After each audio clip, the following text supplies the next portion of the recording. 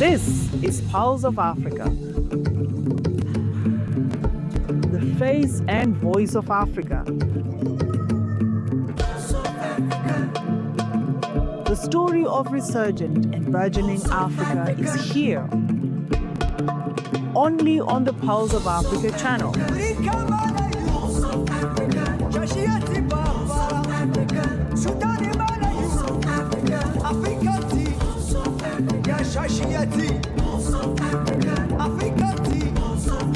Pulse of Africa, the face and voice of Africa.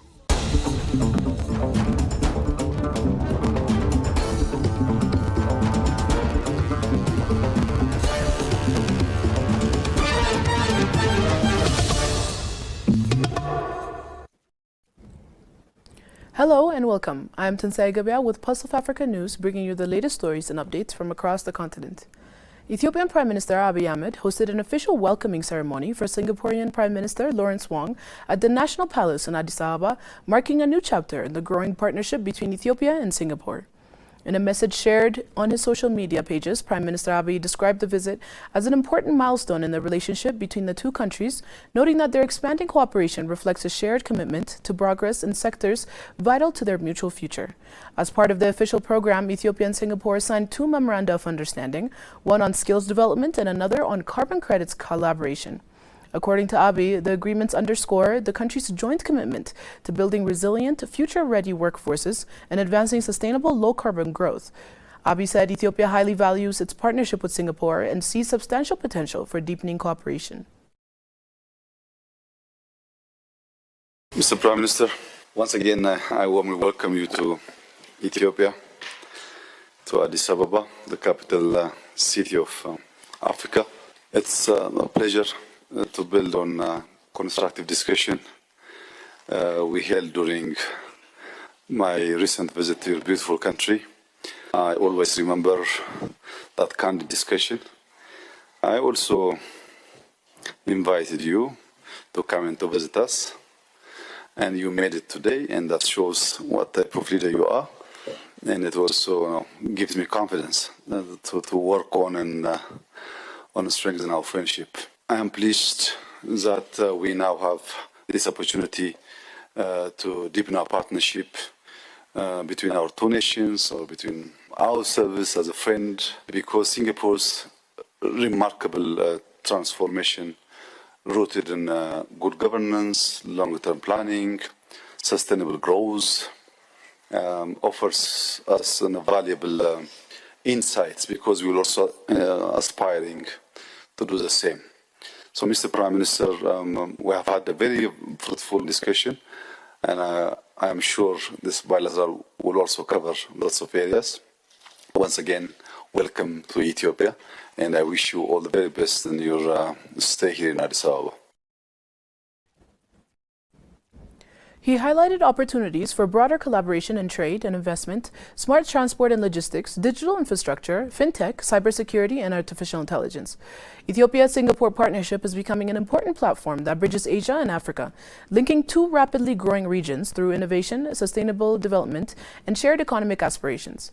During the visit, the two leaders toured riverside and corridor development projects in Addis Ababa, planted tree seedlings, held bilateral discussions, witnessed the MOU signings, and delivered a joint media briefing. Singaporean Prime Minister Lawrence Wong expressed his gratitude for the warm welcome he received upon his arrival in Ethiopia.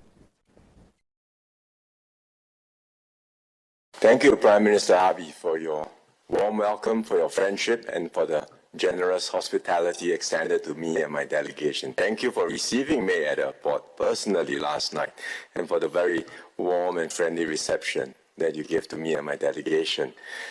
We last met, as you mentioned, during your official visit to Singapore last year. You invited me to Ethiopia. I accepted your invitation to come, and that's why here I am in this trip. In fact, this is my first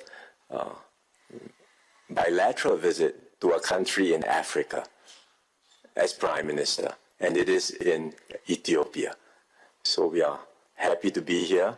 The last time a Singapore Prime Minister visited Ethiopia goes back to 1964, when Mr. Lee Kuan Yew visited the African continent for 35 days, and he had a visit to Ethiopia then.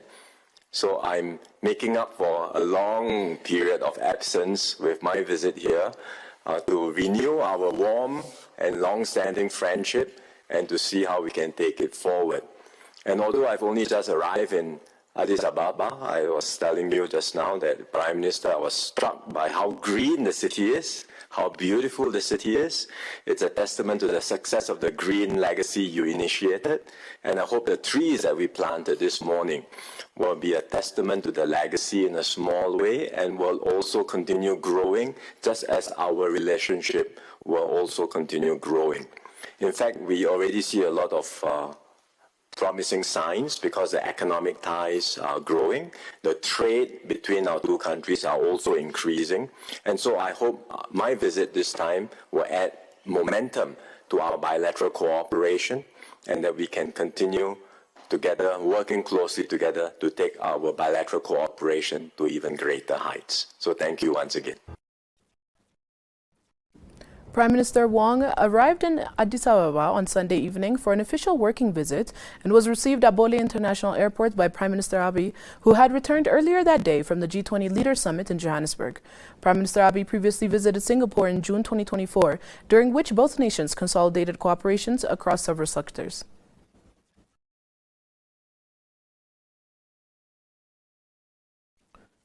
Senegal's government launched its Startup Ecosystem Initiative, formally implementing a startup law originally passed in January 2020. The program aims to support Senegalese startups, foster innovation, and improve access to financing. The framework includes a startup ecosystem, label, and a single online portal to streamline the certification process. The government expects to label more than 500 startups, targeting the creation of 150,000 direct jobs by 2034. The initiative will also connect investors, incubators, and technical partners with young companies.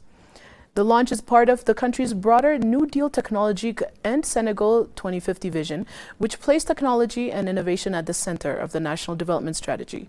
Certified startups will receive support, including training programs, customs duty exemptions for equipment imports, specific tax incentives, and preferential access to public procurement. The new framework is designed to stimulate local innovation, attract foreign talent and capital, and enhance the country's competitiveness.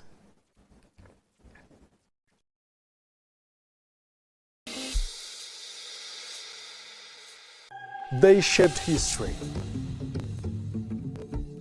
They inspired generations. They are the notables. Join us as we honor Africa's greatest minds and trailblazers, the notables, celebrating Africa's icons.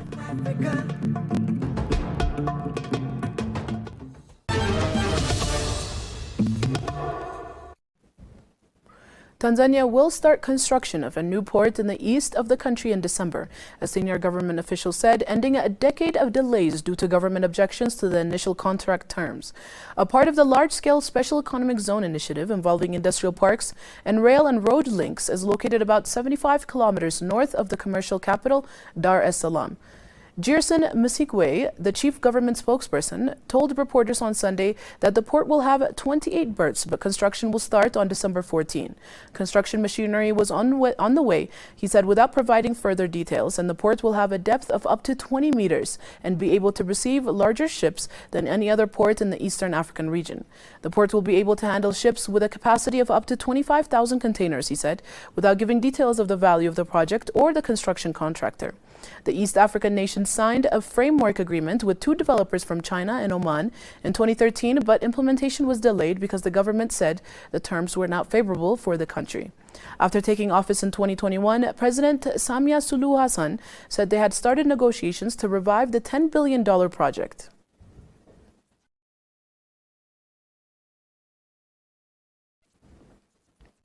Moroccan telecom is pressing ahead with its national program to extend fifth-generation coverage, rolling out new equipment and upgrading digital infrastructure across multiple Moroccan cities and urban centers.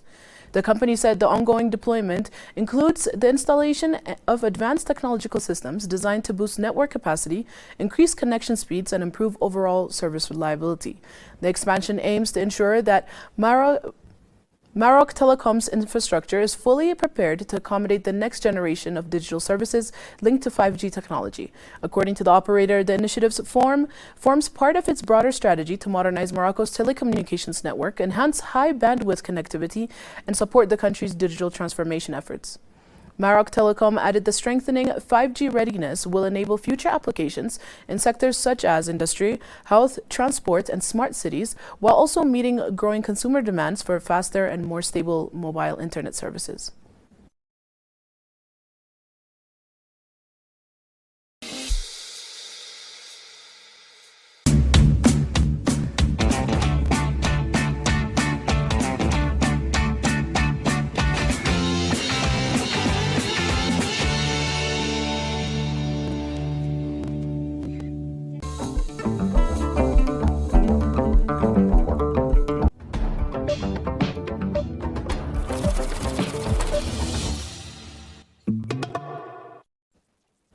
Moving on to business news, African Union Commission Chairperson Mohamed Ali Youssef on Monday joined European Commission President Ursula von der Leyen at the AU-EU Business Forum held on the margins of the 7th AU-EU Summit in Luanda. In his remarks, Chairperson Youssef stressed that Africa contributes far more than natural resources to the AU-EU partnership, noting that the continent's demographic dynamism and technological ambition and a rapidly growing generation of innovators. He added that Europe, in turn, brings valuable capital, technological expertise, and strong institutional cooperation. There is no doubt that the African continent will be the powerhouse of global growth in the coming decades. For that purpose, we need to invest together in those high value addition sectors. Madam, the President of the Commission said that the global gateway is really the future for that partnership between Africa and the European Union. We believe in that. But we also need more deliverables. We need more European companies, investors to come to the continent, because it will be first and foremost in the best interest of those companies to invest in Africa. With 2.5 billion inhabitants by 2050, most of them are young. The manpower is on the continent. The resources are in the continent. The future of the world is in this continent. By aligning these complementary strengths around shared priorities such as digital transformation and youth empowerment, he said Africa and Europe can shape a more prosperous and mutually beneficial future. Youssef concluded by calling for scaled-up, predictable and equitable financing mechanisms to unlock the full potential of the partnership. European Commission President Ursula von der Leyen also addressed the forum, highlighting the importance of deepening economic cooperation and support joint initiatives aimed at boosting sustainable growth across both continents. But the relationship between Africa and Europe has only grown closer. Europe is Africa's largest trading partner. 1/3 of Africa's total trade is with Europe. And we are Africa's largest investor with 240 billion euros in 2023 alone. But I think we can achieve much more. Is the moment to invest in Africa and to partner with Africa. This continent has everything it takes to deliver prosperity at home and to shape the global economy of tomorrow. The AU-EU Business Forum serves as a key platform for strengthening economic ties between Africa and Europe, bringing together policymakers, private sector leaders, and development partners to advance joint investment and trade priorities. The 7th AU-EU Summit in Luanda comes at a time when both continents are seeking to revitalize their cooperation agenda with focus areas including infrastructure, digital economy, energy transition, climate resilience, and job creation for Africa's expanding youth population.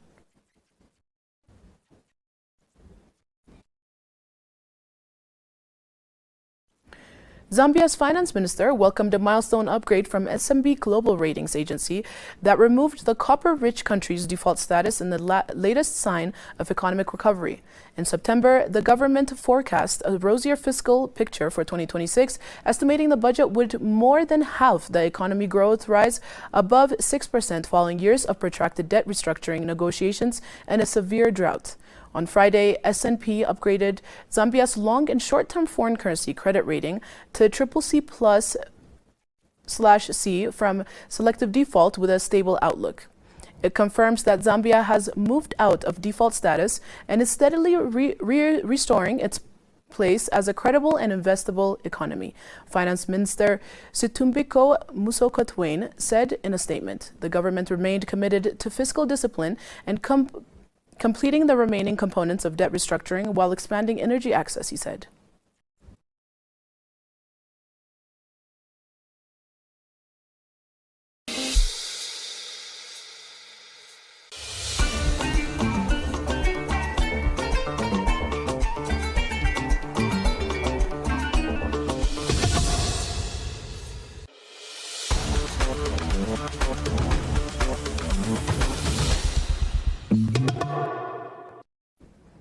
Moving to sports news, Pyramids FC forward Ahmed Atef El Said has been named CAF Interclub Player of the Week after delivering a stunning hat-trick that guided the defending champions to a 3-0 victory over Rivers United in their Total Energies CAF Championship League Group A opener.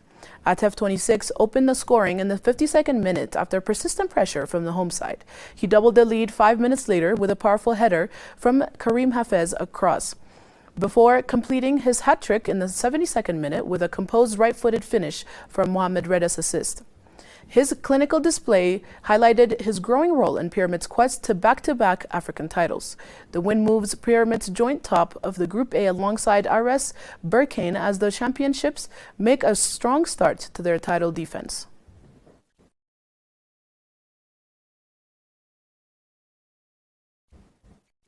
Thanks for joining us on Pulse of Africa News. Keep following us for more stories that matter across the continent.